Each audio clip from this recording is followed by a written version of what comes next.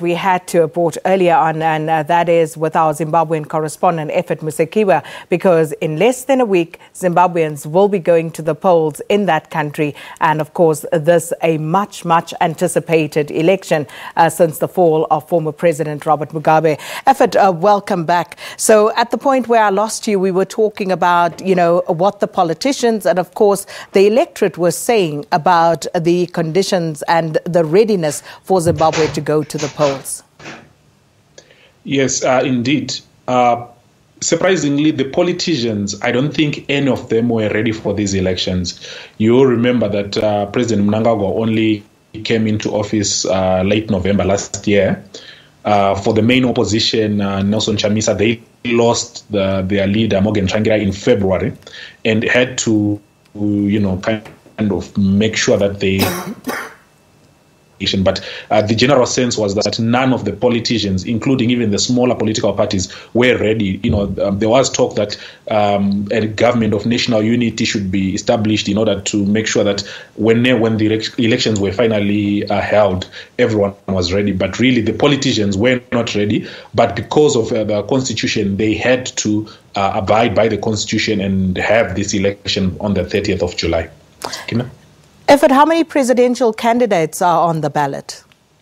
There are 23 presidential candidates on the ballot, but really, if one were to analyze, it's only about 3 or 4 that really stand out. That is President Emmerson Mnangagwa, then the main opposition, the MDC alliance, led by Nelson Chamisa. Then you also have the former Vice President Joyce Mujuru.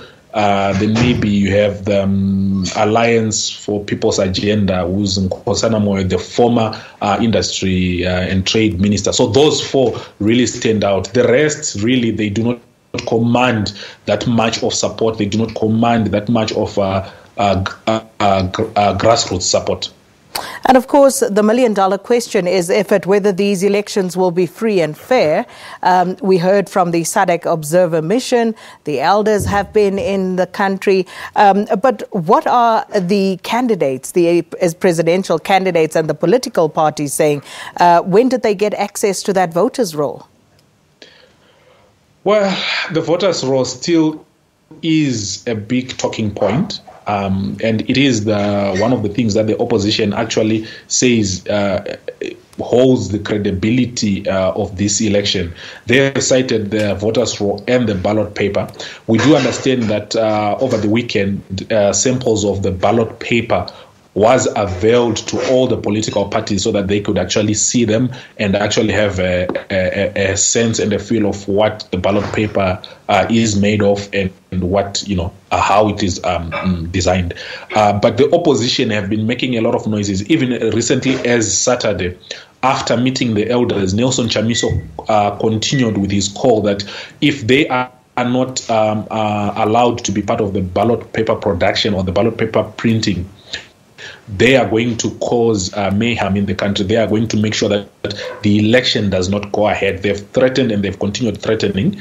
But the elders have tried to tell Nelson Chamisa to, not complicate this whole process. So it's very interesting. The opposition still stands with this position that they feel the ruling party has an upper hand in the whole process. President Emmerson Mnangagwa, after meeting with the elders, he actually highlighted that he has no control over ZEC.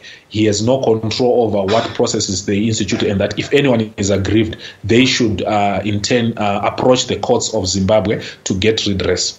Sakina. But the integrity of the voters' roll is paramount to the integrity of the election.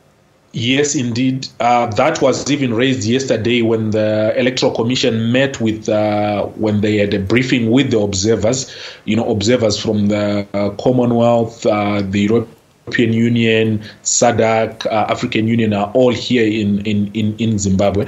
And yesterday that question was raised, and the assurance that was given was that the final voters' roll that is going to be availed or that is going to be used at the polling stations or on voting day actually has been cleaned up, and there would be very limited irregularities with it.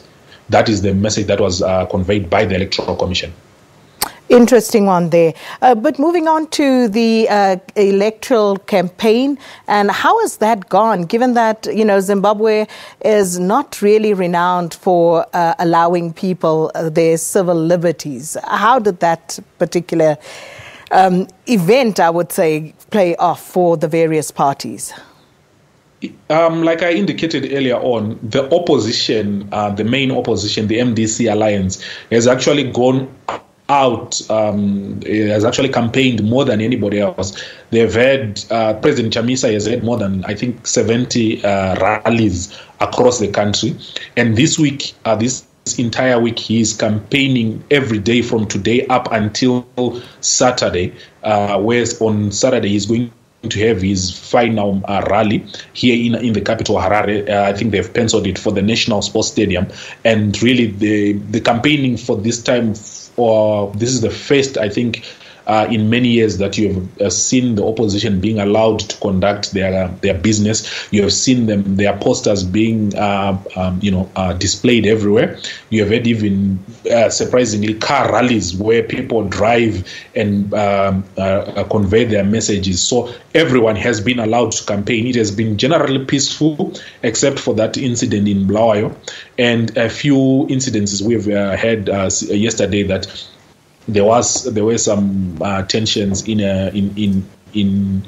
I think in Chegutu, but apart from that, it has generally been peaceful. The opposition has been allowed to campaign. Even the ruling party itself has also been campaigning. We've seen Vice President Constantino Chiwenga going around a lot doing his campaigns. We've seen the president himself also out on the campaign trail. We have seen the smaller opposition parties, we've covered Joyce Mjuru and her People's Rainbow Coalition, also as they were out on their campaign. We've covered Nkosana Moyo, who's leading the Alliance for People's Agenda. And really, even the smaller political parties have been allowed to conduct their business. And what about the media and media freedom at this stage, Ephert? Well, what I can tell you is that the media has been allowed into the country. We know that from the ZEC, they've confirmed that they've accredited, I think, I can't actually remember the actual figure, but I think it's in excess of more than 10 foreign media houses that have been allowed to already be in the country. We have seen some of them on the ground operating.